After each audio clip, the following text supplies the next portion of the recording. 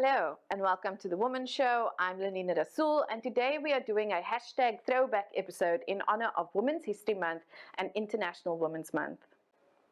Now, many of you may not know this, but the Womxn Show has been on air for more than 3 years, and so in honor of these auspicious months to celebrate women, we are doing a hashtag throwback episode to celebrate the amazing, brave and wonderful women who have come onto this platform to share their stories.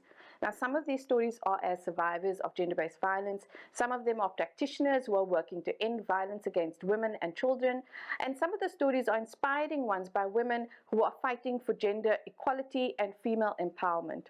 For this next segment that we're going to look at, it is pulled from our episode on the Survivor Roundtable, where 3 women came on to speak about their experiences as survivors of gender-based violence alongside their healing. Let's have a look.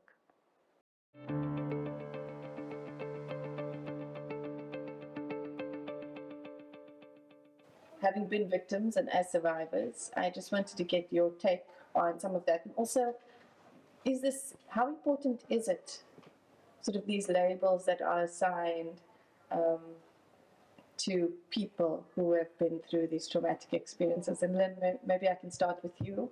Why possibly would you start with me? I think our attachment, it's not so much the label as it is our attachment to a label. And for very many years, I considered myself to be a victim, and I would introduce myself as a victim of rape. And I think as I healed, victim became survivor, and I realized, because somehow I also did not want to be referenced as a victim, because that referencing was really a subtle implication that whenever I introduced myself as a victim of sexual trauma, I was really introducing the rapist as well. And that was just my sense, my feeling. And then survivor settled, and then I evolutionized a little more and healed a little more. And right now for me is I don't want to live my life just thinking that I have survived something. I want to be recognized as a thriver. I think that's very interesting. I often think that sometimes I feel like a victim, and sometimes I feel like a survivor, and that there isn't sort of just one label that you can paste onto it. Lisa, what's your experience? I think for me, I've been doing a lot of work and introspection around narrative, personal narrative for sexual assault, and I feel currently stuck in between all of that. I find that when I identify myself, I don't like it to be a focal point for what my identity is. But I do find that there is definitely strength and weight in the word victim. Currently where I am at in my own process and opening up my own charges, I find that it is an appropriate weight because I still feel victimized. Even though my trauma is done, it's over with, I'm victimized by the system, I'm victimized, by society. And so I've been really struggling with that sort of, waiting on words and how people perceive that. I don't feel that I'm at a space, at the stage of calling myself survivor yet. I almost reject that celebration just yet because I'm still quite pained by what happened. So yeah, it's complex. Thank you, Jade. With you, I think it's actually a little bit more interesting because your mother was murdered. And you said in a previous interview that often in cases of intimate partner violence, we don't think about the children that much. And I'm thinking we don't think of the children as the victims often. And so what is sort of society's response been to you, and what are those labels? Well, obviously there's the labels that society has, and then there's the labels that, or maybe the definitions that one chooses for oneself. So I also see myself as a thriver in many ways. So I'll start with, I'm a person. I've been through stuff, but I'm a person first and foremost, like anyone else. Yeah. And I'm no less whole or less human than anybody else. And that's what I start from. And but when you say, when talking about these things, yes, I'm a witness as well, but I'm also, in that we forget that children in situations of domestic violence are also subject to that violence, whether it's emotional, physical, or sexual. So you get caught up as well in that. And I think we just often think it's only the woman, but it's usually the children implicated as well. So when I've had to talk on panels, sometimes I'm put on these trauma panels, and part of me really resists that, because I think that's not all I am. You know, we box people, we put them into this label position or trauma place, and actually we forget they're a whole person. It can happen to anybody, it really can, and it just happened to be me, you know, it's that sort of thing. And there's a lot of lack of responsibility that society takes, I think, in their own complicity in these things happening. So I think the whole of society is also a victim. If it affects us, it affects everybody. And as long as it carries on, we are still victims in a sense, as society is. But first and foremost, we should strive for our own humanity. Thank you.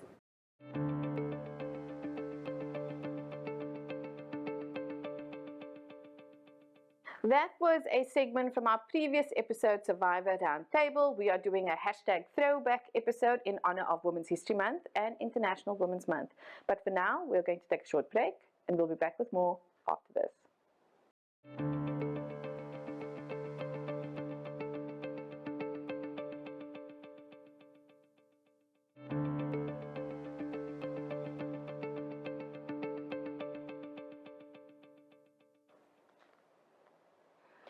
Welcome back. You're still watching The Womxn Show, and we are doing a hashtag throwback episode in honor of Women's History Month and International Women's Month.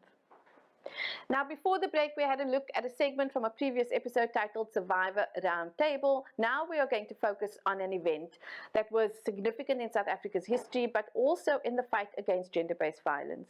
In 1995, Alex Carmichael was brutally attacked by a man who was out on bail, but who shouldn't have been.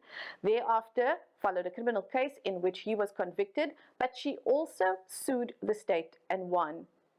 Now, when I first came up with the idea for this episode, I wanted to know how bail worked. But when I found out about this case, I went around asking people if they knew about it. Lots of lawyers said they did. Lots of activists said they didn't. We want to play this interview again to show solidarity with Alex Carmichael, not just for winning this fight in GBV, but also taking the step to hold the state accountable for those failures. Let's have a look.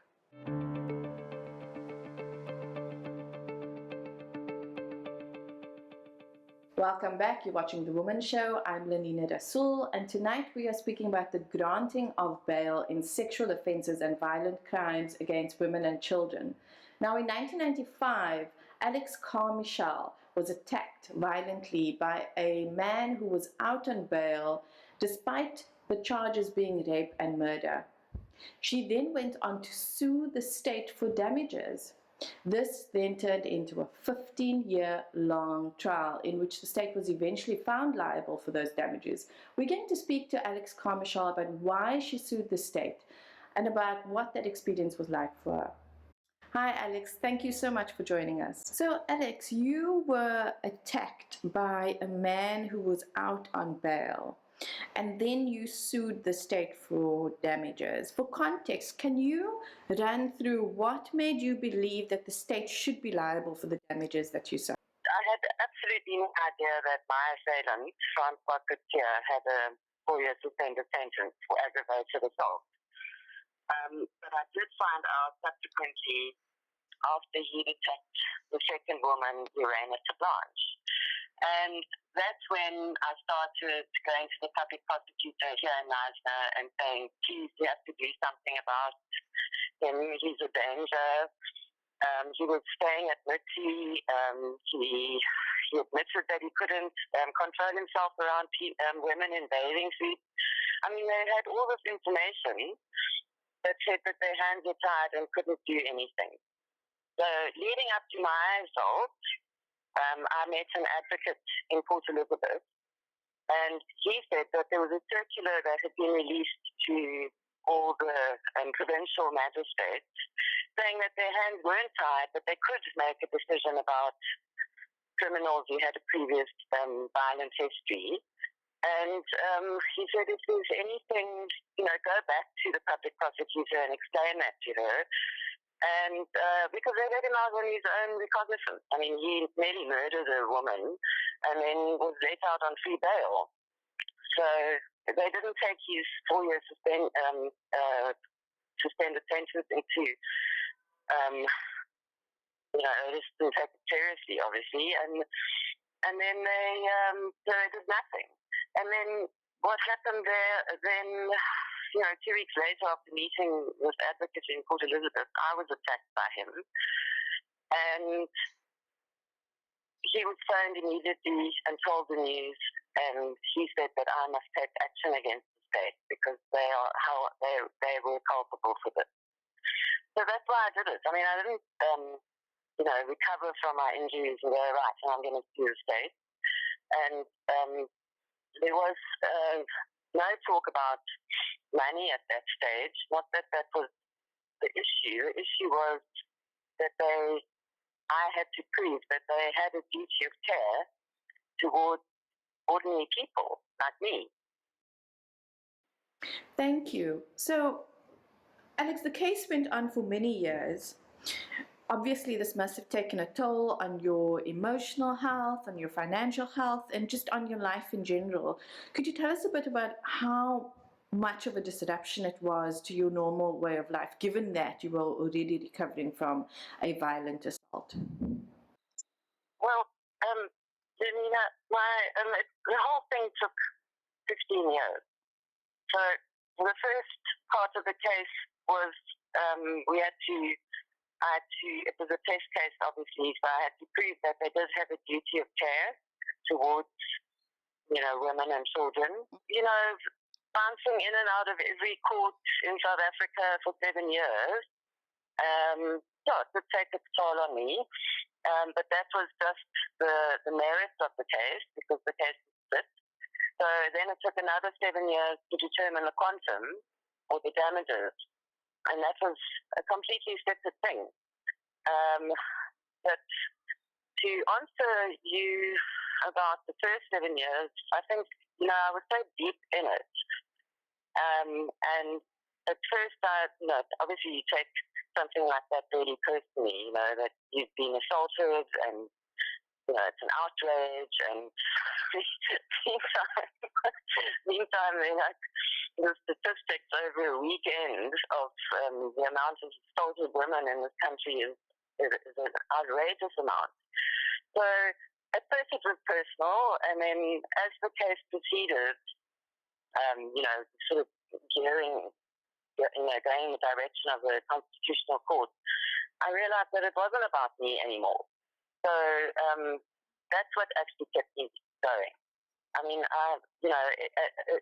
each time it was thrown out of court or dismissed, we appealed, and it just gave me, it just made me more angry, I think, and that's what drove me to that point, to actually getting to the Constitutional Court. So, Alex, had you ever thought of giving up or been advised to give up? And if yes, what made you keep going? Well, after we won, you've got to realize that I have a very ego-driven legal team. So this was a test case, and they were all going to get some kind of recognition out of it. And then by the time, we won in the Constitutional Court, the only person who advised me not to go forward with the quantum was one of my advocates, because he said, well, you're going to go into the law books now, and it's going to be a test case, and people are going to use it, and it's going to save lots of lives, and I think the analogy that he used was that the state is going to throw me like a hectic curveball with the quantum, and if I don't catch that, I'm going to be liable for all the damages in the quantum case. So you must also remember that my whole court case was split. So merit and quantum. So that was another challenge for me. You know, I mean, it's not that I wanted to be paid out money. What I'm saying is that money wasn't that important to me. It was the principle behind it. And I mean, they made me a really cynical offer, and that just pissed me off. So I didn't take the advice, and I went forward. The case was a process where many levels of the institution, which is government, told you that you were wrong in the assumption that the police or the state was responsible for the damages. What kept you going in the face of all these rejections? Well, yeah, you have absolutely no idea what I had to go through. I mean, I said to you when we first spoke that I would rather be assaulted by that man on the day every year than go through what I went through with them in the quantum. They picked at me and prodded at me and sent me to all kinds of experts. I also had my own experts. We had to have the same amount of experts to determine whether I was lying about my pain, the fact that I hadn't been able to work, or drive, or how many operations I had. I mean, it just became absolutely ridiculous. You know, they even suggested that I had overseas bank accounts and I didn't need to do this. I didn't need to do that. And I was lying about what I was doing. So they had a whole bunch of experts from psychologists all the way through to orthopedic surgeons, neuroscientists, neurosurgeons, trying to disprove, you know, in a kind of what they called an unbiased way, because, I mean, which is absolute rubbish, because they were being paid by the state to present a report that was favorable for the state and against me. So, I mean, it was completely biased and very, very cynical. And that really killed me. So, when that was over, my legal team then, which was the quantum legal team that had nothing to do with the first lot of lawyers, wanted me to appeal the judgment, and I just said no, because I'd had enough. I was exhausted. It took 15 years of my life to change a law in this country where actually, I mean, they teach it to law students. So it's valid, and I don't know why people aren't using it. You know, years ago, a TV journalist friend of mine, moaning to her, saying, "What did I do this for?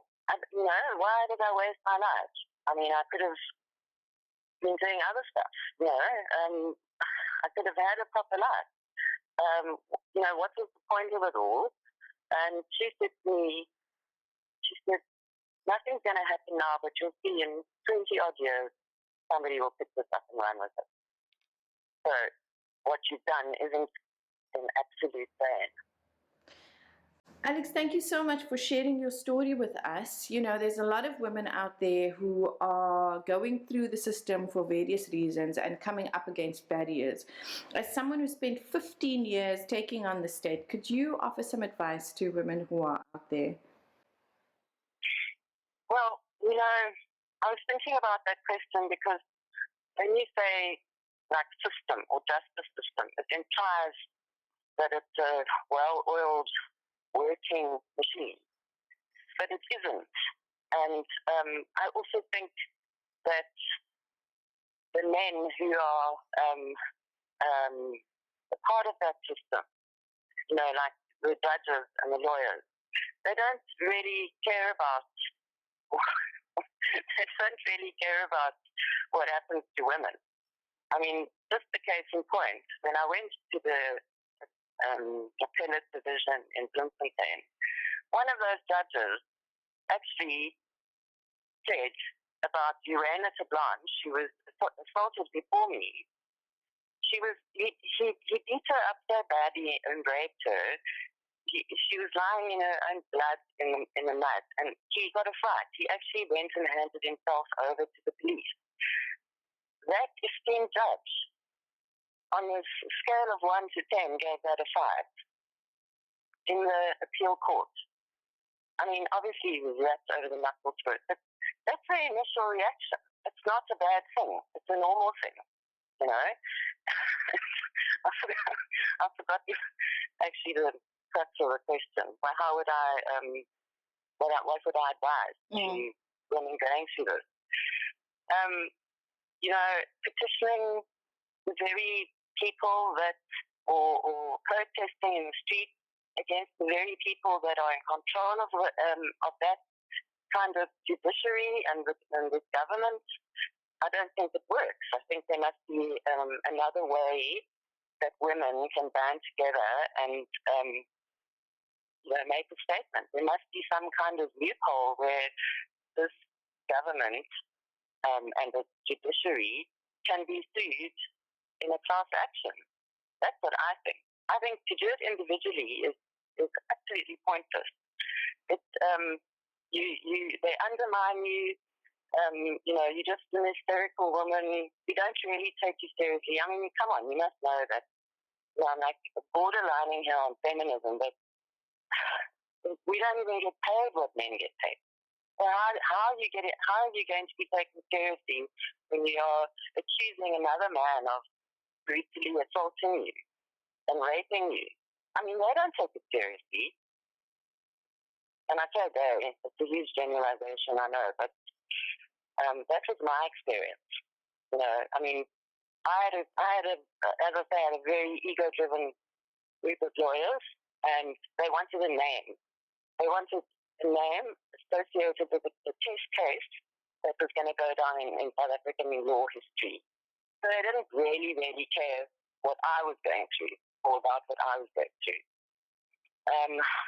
If you want to do it, if you want to go into that system, you need the support of your family, and I'm not talking financially. You need the support of your friends, also emotional support, and you need somebody who knows the law and who's going to help you.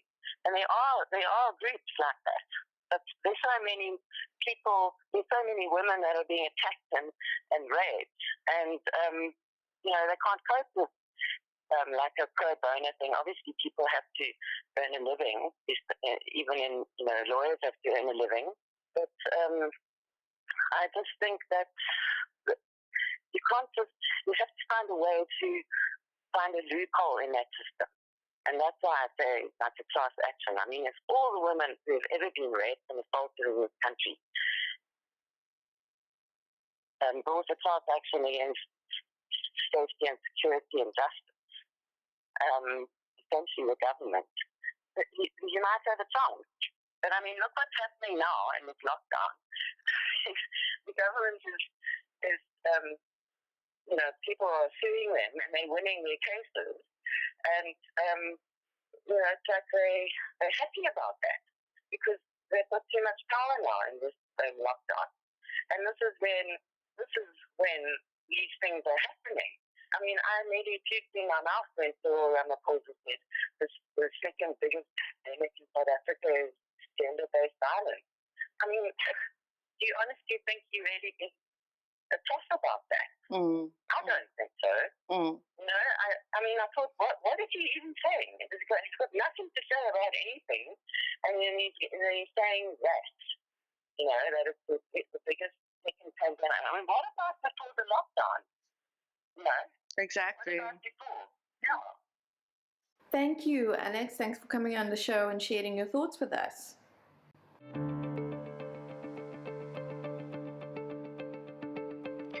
That was an interview with Alex Carmichael from a previous episode we did on bail. We are going to take a short break, but we'll be back with more after this.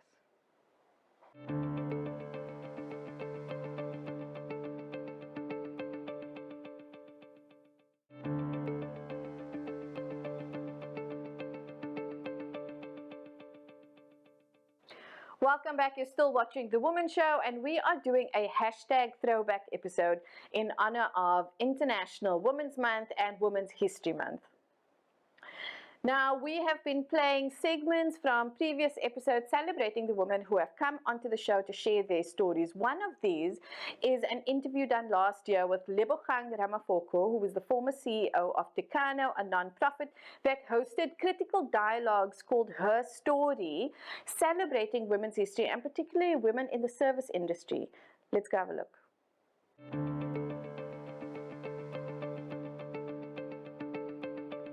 Lebogang, welcome and thank you for joining us. Thank you so much for having me. So, Lebogang, for Women's Month 2021, Tekano held the Ria Boer critical dialogues on her story, race, gender, and the political economy of healthcare in South Africa. And one of the aims was to recognize critical milestones of women's contributions who had previously experienced erasure, which essentially means that their stories were forgotten or overlooked or suppressed throughout history. Can you tell us what the campaign was and what it sought to address in terms of this? So I think firstly, we came up with the campaign because we recognized that the apartheid economy was built at the exclusion of Black women. And when their labor was needed, they were deliberately, for economic reasons, constrained to what we call care work, such as nursing, teaching, or social work.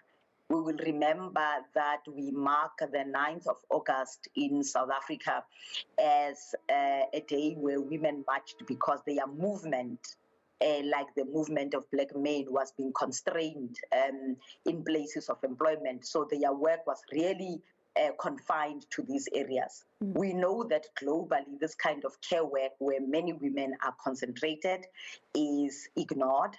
In a lot of ways, a number of women or many women are, or all women in fact, do that work without compensation. But also when they do it as a profession, nursing, teaching, and social work are some of the professions that are really lowly paid. And we also, in documenting our stories, his story, not her story, really have erased a lot of women. We don't understand what their contributions to the labor movement was. We do not see how they basically organized to circumvent the apartheid agenda of keeping them right at the bottom of the political economy.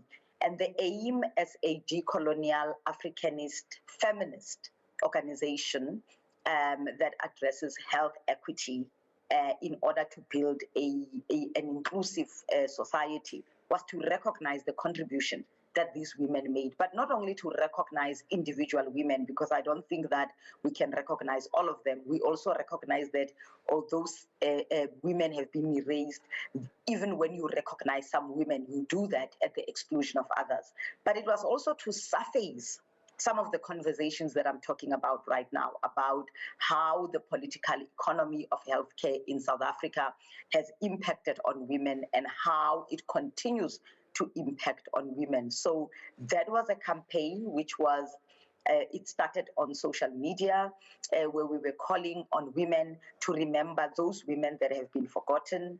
It then went on to the production of 5 films, 2 of which basically recognize the contribution of Winnie Madikizela Mandela and how young feminists reclaimed her story and her narrative, which we later known how there was a machinery driven by the media to defile her, her name and her work, and what that has done in terms of what we do to women who, as I say, color outside of the line, but also speak of some of the challenges that women still experience. And then we ended with a celebration of song and the arts as a way of recognizing the role that even women in the arts still play, but are also left in the margins, even when you look at sports, of how we discriminate against even the pay and the rewards that people who excel in sport get as a result of the agenda. Thank you, Libukhang. I mean, that was such a wonderful description, and there was so much in there. I just want to, I went to look at sort of three parts of it. One of my shows I had recently where we were speaking about women writing their stories. One woman in particular said that women were so active during the struggle, but when I opened the history books, it's as if we didn't exist. And so I love that through the campaign and through her story and telling the stories of women during the struggle and throughout history, I think that we are giving one recognition, and giving them a place, their rightful place in history. But then the other thing is also, for the next generations to learn from them and to be able to, I think what I'm hearing when we think about young activists and we think about what you spoke when you said the oppression of women not being seen is also an oppression. We need to learn that it is okay, that visibility is okay. Because a lot of the questions and the concerns that I have and I hear from women is about invisibility, where we speak about imposter syndrome and we speak about we don't belong and we speak about especially a fear of visibility. And I often believe it's because we haven't seen the examples of women who have come before us in terms of what can be achieved when we step out. And so I love that the campaign incorporated arts, dialogues and conversation and storytelling through poetry and short films. I want to bring up a quote I read by Audre Lorde recently that said, "I'm writing this now so that I or anyone else in need or desire can dip into it at will if necessary to find the ingredients with which to build a wider construct." And so I love that because it spoke about giving us a wider construct outside of the frame or roles that society has dictated women should be in, right? The very small frames that we should fit into. And so I wanted to ask you about the importance of storytelling and whether you can tell us what role you are hoping art and poetry and films can play, not just for the campaign, but as an ongoing resource. So I like that you ask that question because a lot of us, and I'll use myself as an example, right? We go through multiple traumas, and some of our traumas are informed by the fact that we do not have the words or have seen the words that can help us define and explain what is going to us. And I think Bell Hooks also speaks about theory as healing and how she went to theory to heal parts of her past, parts of her childhood that did not make sense when, they happened. She speaks about how she went to theory to understand why her father, who would basically not give her any attention, was also given the responsibility to discipline her.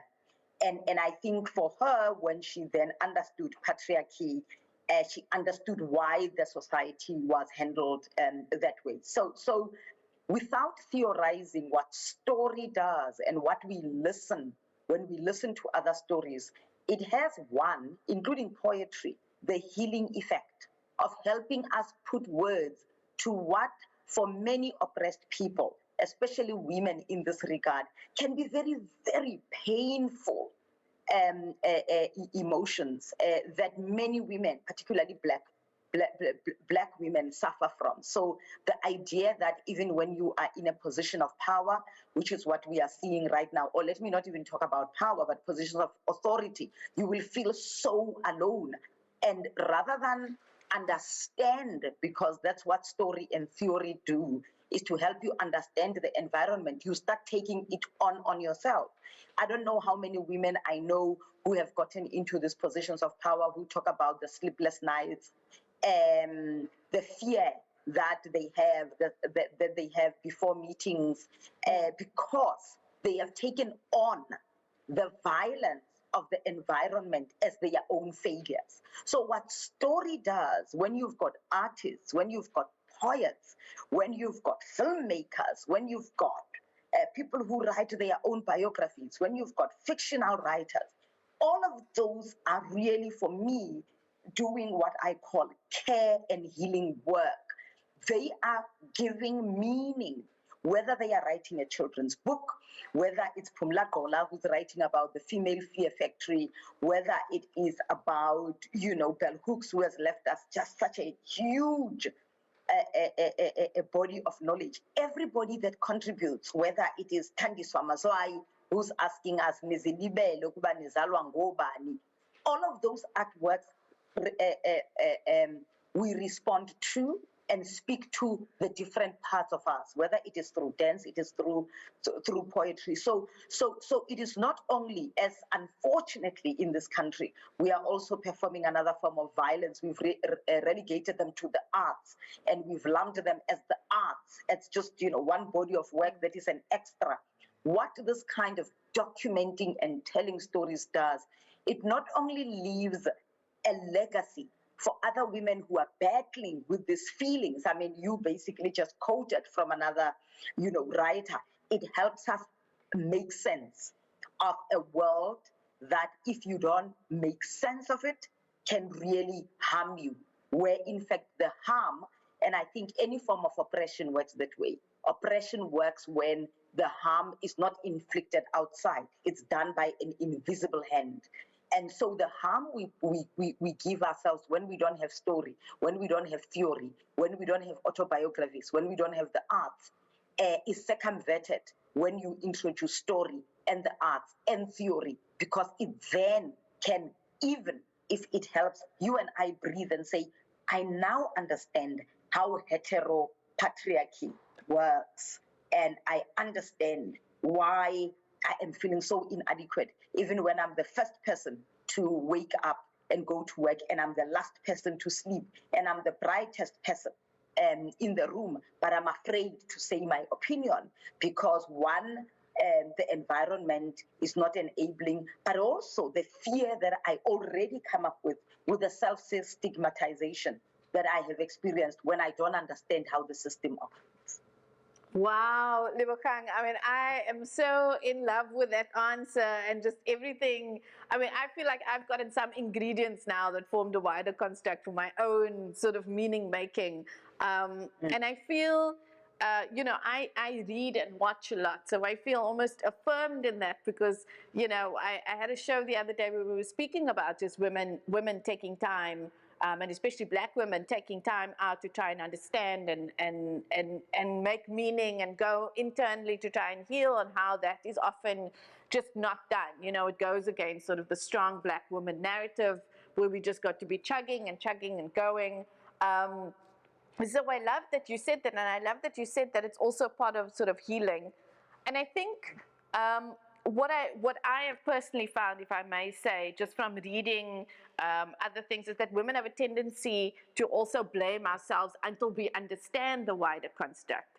Like, before we understand what patriarchy is and that actually there is a patriarchy, we continue to think that we are doing something wrong, which is constantly. And I remember my moment when I thought, in a situation I was going, oh my word, it's not me, it's the system.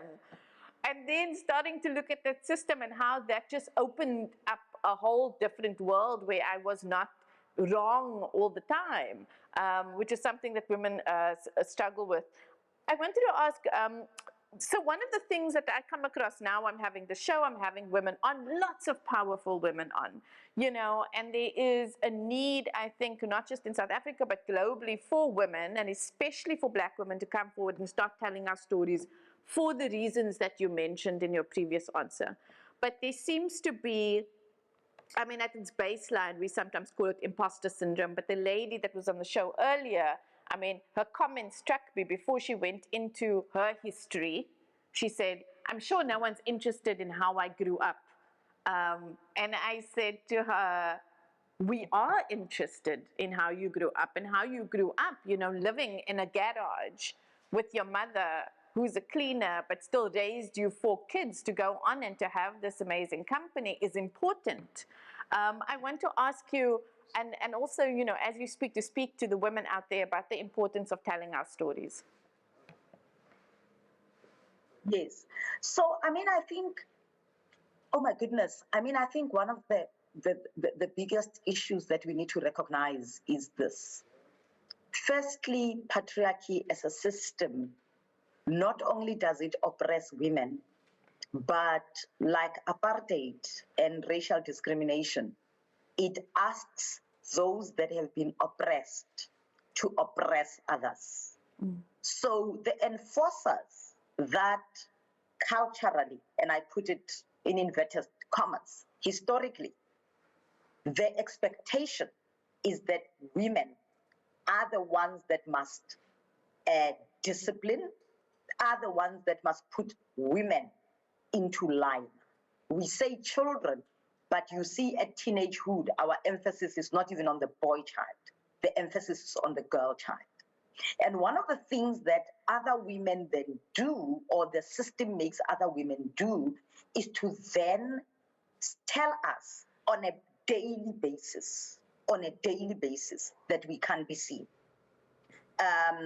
You will know that the narrative around rape and sexual abuse, the first question that comes is, what were you wearing?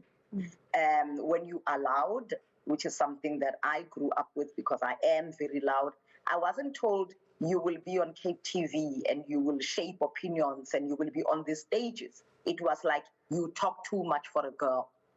So we grow up almost from birth knowing that it is dangerous to call attention to yourself. It is dangerous to call attention to even your thinking. When you grow up and you have an opinion, it would be like, with that big mouth, no man is going to marry you. And so, we are socialized so much into saying firstly, you are not important. That's the biggest narrative that comes out. But your story is not important, and your story does not matter. But it is the same thing that then sustains those forms of oppression. Because when we don't share, when we don't come together and we share our stories, and I see myself in your story, and I ask myself, why am I suffering the same kind of pain and unfairness that the woman who wrote about it 40 years ago is still also suffered? If you make women feel that their stories, or in the case of racism, Black people, that their stories are not important, you then create a dominant narrative where the oppressed want to aspire. And by aspiring, they don't even fight with you anymore. They want to be like you. You know how we mainly get into workplaces, and the rules that govern the boardroom, the rules that govern workplaces were made without us at the table. We have seen how in schools, children were beginning to question school uniform. It has happened before. And I found that funny, because while schooling is a place where children must, and those who go to university as well, must grapple with these concepts and come up with these concepts, the opposite is happening. We are taking what happened in the 40s, in the 50s, and we are imposing it on a different world order, where we are still grappling with hair, we are still grappling with uniform. And I guess for me, it shows what happens when you remove story, and what happens when you bring up people that basically makes them feel like their lives and their stories don't matter. Wow, Lebogang, that is so very inspiring, and I think that a lot of the women are going to take that and take it forward. I mean, I can say, for me, even just, the other day reading something which was speaking about Rosa Parks, and just how inspiring that was to be able to see. And I think for me, all the time is also just to be able to see what's possible. That, absolutely. I mean, I love the quote, you can't be what you can't see. And we know that we are seeing a lot of firsts now, but there are some people who will jump and do a first. And there are the majority of the rest who need to know that, especially I think it's safe to be able to go and do that. And I know for me, when I read, and I want to encourage everybody out there, even when my mother hasn't written a book, but when I listen to her stories, and I will say, I'm a divorced woman. And some people still think that's very odd. I go on and I say, I'm a proudly divorced woman. And actually it wasn't an issue for me because I was raised in a house of divorced women. And so I was very confused by the fact that some people were really upset about it and thought that it might be the end of the world. It was not. I have seen women go on, get divorced, go work, raise kids, and to have that narrative available was powerful and gave me what you said. It gave me freedom to be able to do what needed to be done for a better life. Lebogang, we are out of time, and I'm so sad. I hope that we can have you back on again, but I want to say thank you so very much for coming on and for the insights that you have given us today. Thank you so much, and very well done, and good luck with your show. Okay, thank you.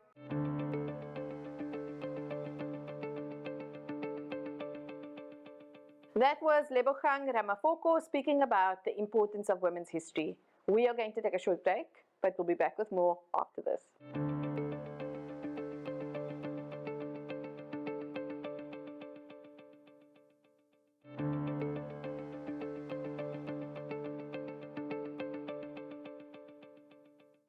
Welcome back. You're still watching The Womxn Show, and we have been doing a hashtag throwback episode in honor of Women's History Month and International Women's Month. Now, we've pulled out a number of segments from previous episodes to celebrate the amazing women who have come onto the show to share their stories and who have made themselves a part of history by appearing on this platform. We then went out and asked you, who are the women who had the most impact on your life? And this is what you had to say. Let's have a look.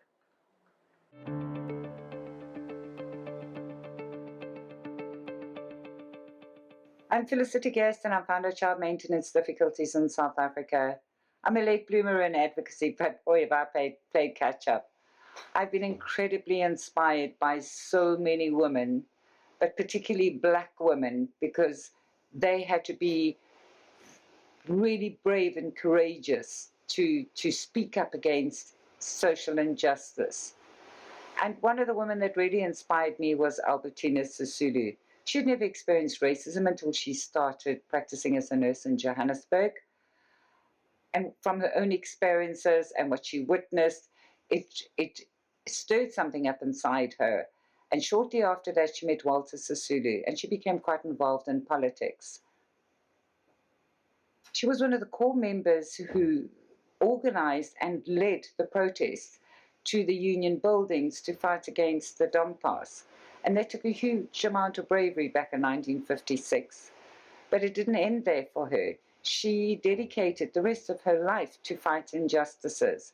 And when I get weary and tired, I just remember or try and think how hard it was for them to do it, and they never gave up. And then I pick myself up and I carry on.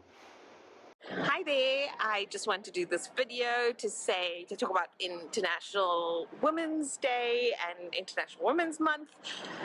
I would say I don't have a specific woman that inspires me. I feel generally inspired by all women, and it's usually about the context that I'm in and where I am at that particular moment. So for example, tonight I'm out in beautiful Rosebank and I've met up with a friend of mine called Kai, and she has inspired me to rethink or think through my outlook on my life and my work and my understanding of how I see myself within that context. And so for me, that was enlightening and inspiring. So I take that away with me about different women inspire me at different points in time, and I just love gathering sort of those nuggets of wisdom in the different spaces that I'm in. A woman that comes to mind is my mother, my dear mother, Iris Vinnen. First and foremost, she's God-fearing. She has taught me that everything is possible through prayer, that nothing in life is permanent, and that I should always believe in myself. When I'm having a bad day and I phone her, I can always hear her tell me, "This too shall pass." Thank you, Mom, for always being there for me, for listening to me and being my pillar of strength, for telling me the hard truths at times when I never wanted to hear it, and for making me the woman that I am today.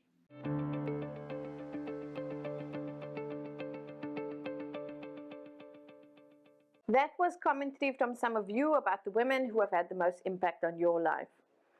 And that brings us to the end of the show. I want to urge all of you to go out and celebrate women, celebrate women's history, and celebrate our girls who are the future.